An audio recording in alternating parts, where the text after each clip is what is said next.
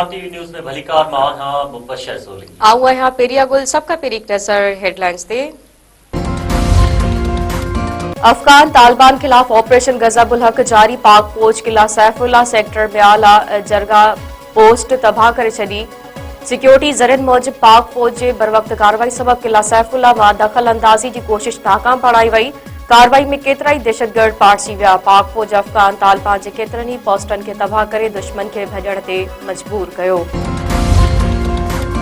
वफाकी वज़ीर इत्तलात अता तारड़ ऑपरेशन गजब उल हक जा तफ़सील जारी कर छॾिया। अफगान तालिबान खिलाफ पाक फौज जी जवाबी कार्रवाई में अफगानिस्तान में 33 हंधनि के असराइती तौर ते निशानो बणायो वियो। 361 तालिबान मारिजी विया। 500 खां वधीक ज़ख़्मी थिया। 104 अफगान तालिबान चेक पोस्टूं मुकमल तौर ते तबाह कई वयूं। 22 चेक पोस्टनि ते पाक फौज पारां कब्ज़ो कयो। 37 हंधनि खे हवाई हमलनि सां निशानो बणायो वियो। अफगान फोर्सिस जूं 163 टैंकूं ऐं बख्तरबंद गाॾियूं तबाह कयूं वयूं। नेब पारां मुल्की तारीख़ में सभ खां वॾो ऑपरेशन 350 एकड़ ज़मीन वापस कराई वरिती।